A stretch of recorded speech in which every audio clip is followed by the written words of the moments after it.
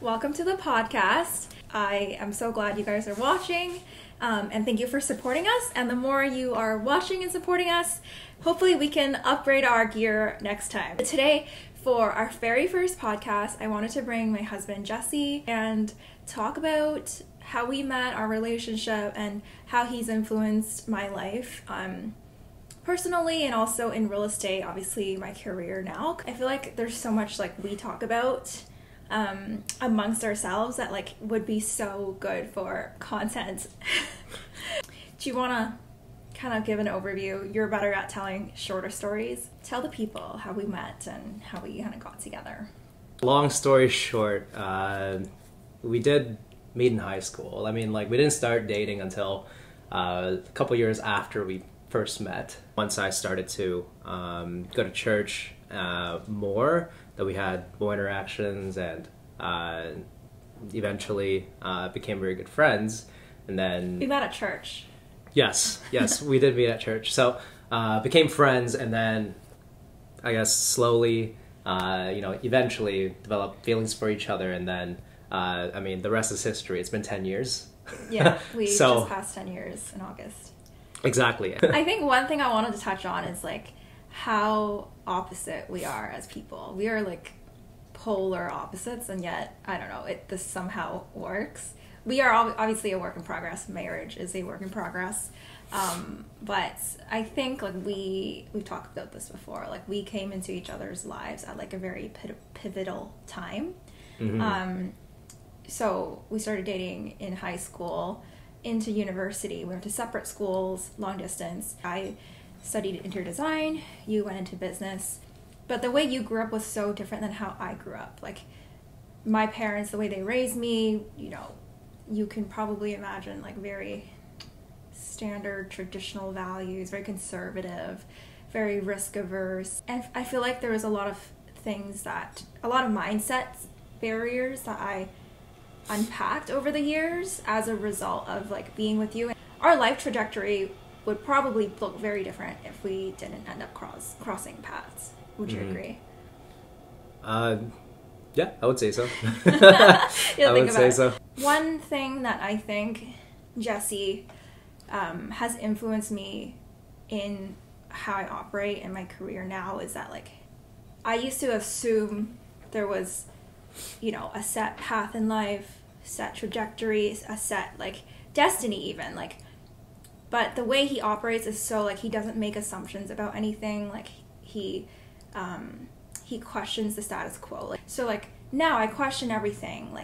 I am more daring and asking for things, wanting more, in my life, in business. Obviously, I work very hard as a person. I have my own drivers, my own motivations, but it's that kind of mindset switch that took me how I grew up. My parents were so risk averse, avoid making mistakes. My mom told me to get a government job.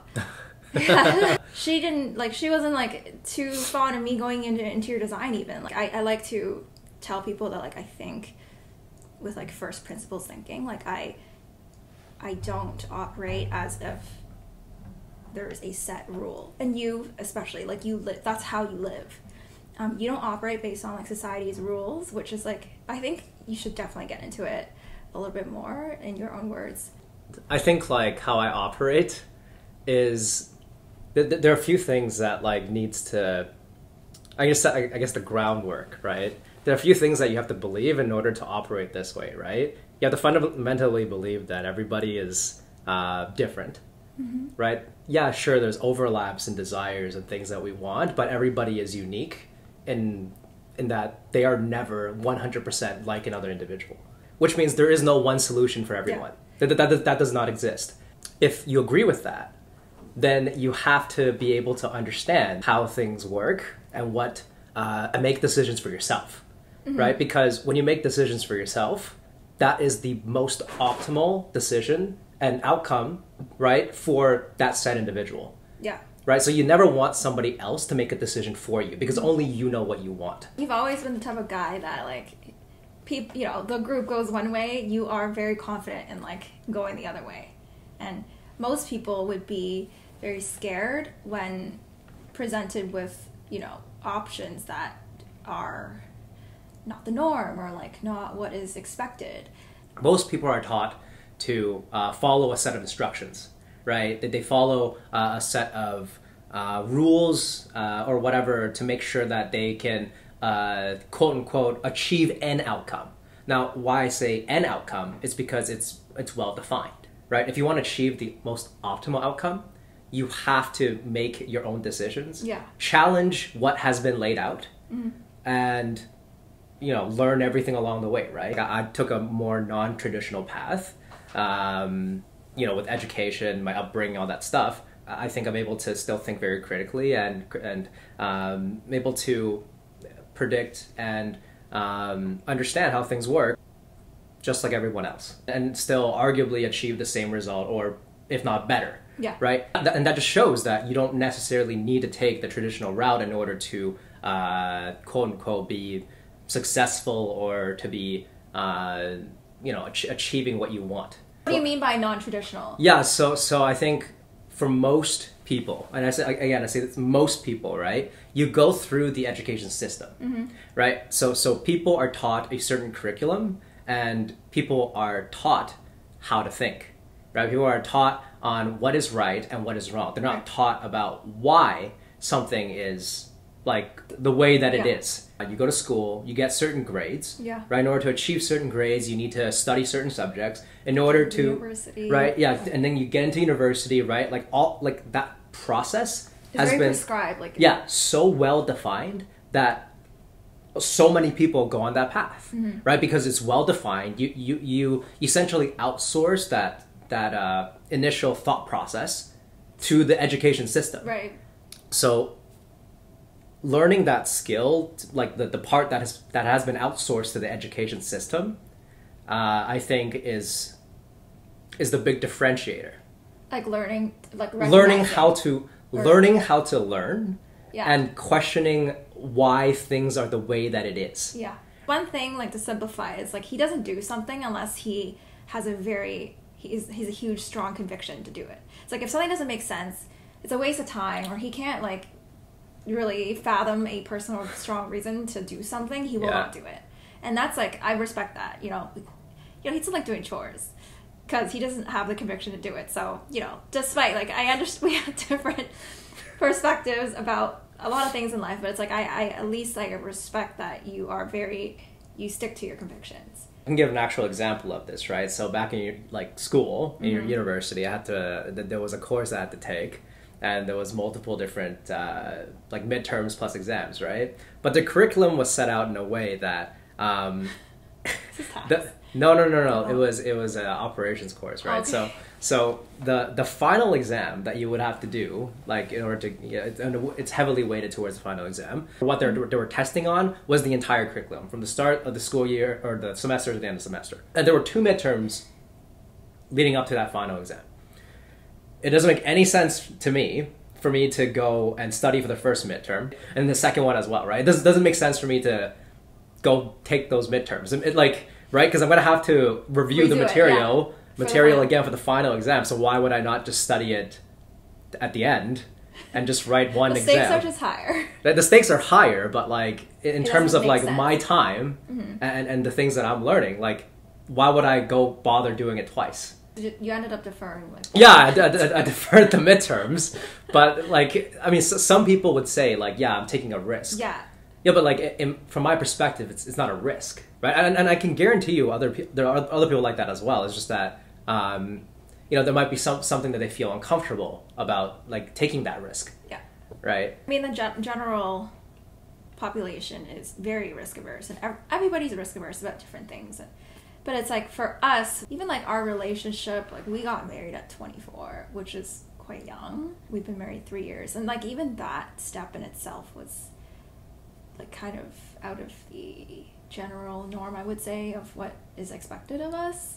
But we like make it work in our own way, and we truly do not live by other people's rules. And that's like one thing that I appreciate about like what we have together. I'm 6 months pregnant right now, and like we talk about this a lot. Like when we raise our child, like we want to instill critical thinking and let the child like make their own decisions from a very young age.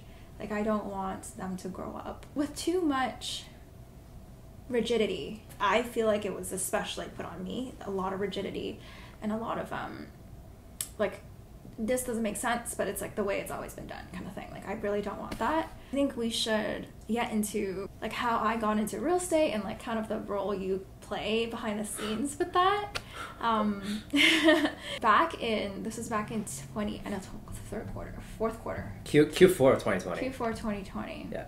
I had spent like a big chunk of the year unemployed, and during that time I spent a lot of time like dabbling in different things online, learning social media. Actually, the precursor to that was the first thing I put out was an online course, which generates passive income for me still today. Then I got into starting 2 different e-commerce stores where I had to learn how to do social media and learn marketing, online marketing that way. And then in the fourth quarter of 2020, I changed my name, which you've always supported me to do that, and like I never had the balls to do it, but like finally did it. Finally there was like a strong enough incentive to do it because I like didn't want to go into real estate with a Chinese name. Yeah. So I changed my name, got the license, and this is to my own credit. Like I studied very hard. Like I pretty much bulldozed through the whole course in like 4.5 months, which the average time is like probably 6 to 12 months to do it. But you know, I'm very disciplined that way, and like I work very hard. But I had a deadline for myself to get the license by I think March or April. Mm-hmm. Ended up doing that, but it was honestly your idea to like get the license. Yeah. Do you want to speak on that? Like you thought it was a good opportunity. Yeah. At the time. And this goes hand in hand with COVID, right? Like I knew because I was working in the corporate world. So like I knew how people were operating once the shutdowns came and everyone started working from home, right? There was a clear opportunity and a shift in people really valuing their own space, mm-hmm. right? And because of that change in human demand and behavior, right, that there's a clear opportunity within the housing market. Right, and I think like that combined with CERB, like massive QE. Massive QE, laws of surplus and cash money supply, right? Like there's a clear opportunity to be made during that time, and I think like that's why I said to go for it, right? Because like in these times, I think the industries that thrive the most are asset-based, commission-based businesses. So just look at crypto. Right, like their business model is they take a small. Are you speaking of the exchanges? Yeah. Like the way to capitalize on like crazy asset inflation is to work in a business that transacts these assets and take a percentage of the profits. Right, like that's just how the business model that's works. What makes sense, yeah. Right. So that's why like I suggested, because and the reason why real estate specifically is because I mean you have experience within interior design, and I thought that would have been a good. A good service offering to your clients, right? Like that there's a clear distinctive competitive advantage that you can have over other agents, and also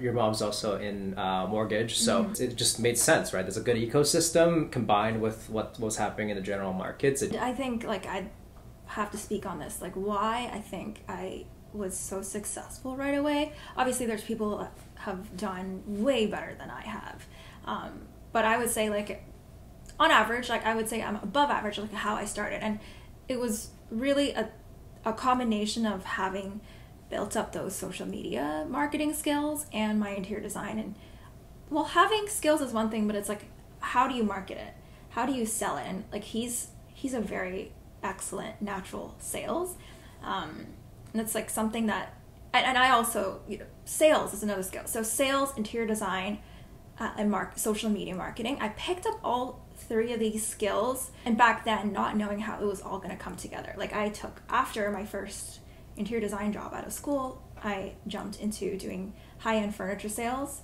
That was for a while, because I knew I had to learn the sales skill. Like sales is always, you're not just selling a product, you learn to sell yourself. And with interior design, like everything that we do has an element of sales. Like even when you're interviewing for a job, you are selling yourself. In my first sales job doing the furniture sales, like I learned to cold call, which is like a notoriously difficult thing that real estate agents hate. We all hate cold calling. Yeah. I don't do it anymore because I've found my own little niche now of like how I do my marketing. We've always been about like building up skills, and it goes back to we don't think traditionally. We don't kind of like lean on letters after our name. We don't lean on like a certain degree. Yeah. And I think that's going to be the trend in the future. It's like what are the skills that you have and what value can you offer others? It's always been about like what value can you offer. Jessy is always behind the scenes like consulting me in a lot of aspects of real estate. I just try to provide value where I see an opportunity, right? For example, like if you're dealing with a different like the buyer seller. Yeah, like when you're dealing with your buyers and sellers, there are obviously situations that you can't really anticipate. You don't know what the competition is going to be like, and you don't know. There's a lot of unknown variables, right? And I like to problem solve, so I like to keep up with the market, and I like to understand how the buyer and seller dynamics work, and I just try to give my analysis of the situation and how to best position your clients, yourself in a favorable manner, so that you can deliver the best value to your clients. Jessy will consult me like not just in kind of day-to-day dealings, but also in like growing my business, how to he's always talking about scaling. That's a number one thing that I think every agent struggles with. Like you can only take on so much business by yourself. And the truth of the matter is like you don't have a business if you're just working. I'm still trading my time for money. Yeah. Like in actuality, it's not a true business until I can scale it and delegate the things that I suck at. Like that's just the truth. He gives me ideas on like different income streams that I can capitalize on. That we bounce ideas off of each other like all the time, which I appreciate. We have a really good thing going on. I think that like not only do we kind of complement each other, we're very opposite when it comes to I think building our life together, like business, like what we want to do in the future and like our plans. It's a very strategic alliance. I think the interesting and the fun part about our relationship, I think that the fun part is that we don't really know what we're doing. Right? Like it's always evolving, yeah. Right. And I think like the difference between how we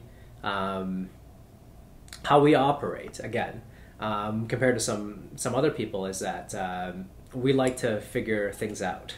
And we like to try things, and I think it's good for our growth and understanding, right? And the alternative to that is in order to achieve, I guess, the same exact result, from point A to point B. Yeah, something a little. The only other way for us to arrive at the point B is if we had knew somebody else that took this path that can essentially tell us what to do.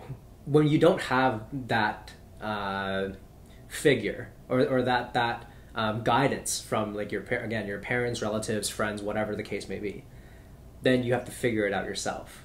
He's trying to say our parents were flops. That's not what I'm trying to say. I'm joking. It's just different. Different. It's a different life experience. It's fun not having those parameters. Exactly. Those parameters, the things they have to do well defined out. Right. Right. Before we end off this podcast, let's talk about something juicy. What do we fight about the most? Okay. We used to fight a lot more, and sometimes it's dumb stuff. Sometimes it's stuff that is important to have had fought about, and we've learned from it. We're both very type A, like strongly opinionated people, and I think if you know Jessy in real life, like not many people can keep up with him, and he will turn any conversation into a debate. in the snap of like in a split second. But yeah, like what are some things like we disagree on, like we fight about, quote quote? Chores is probably the most frequent thing. One big thing was like video games, how like we spent time with each other, and you know, I'm definitely more needy in terms of needing attention, whereas like you're very independent and you can like spend a lot of time alone. So that was like a big thing for us in the earlier years of a relationship, like how to like spend time together, and whether we were spending enough time together. Like, I think another thing is like expression of feelings. It's like I'm more emotional. Like I think that personally, like I think very rationally as well. No, they're not mutually exclusive. Like I'm a very emotional person, yet I think rationally.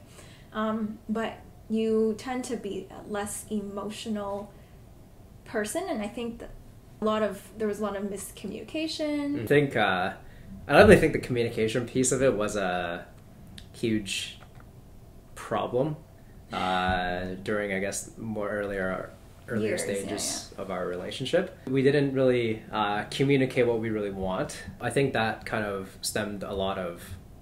created a lot of turmoil because you know, when your expectations are met to some degree, you know, whether for better or for worse, it turns into some type of conflict. What's an example we can give about this?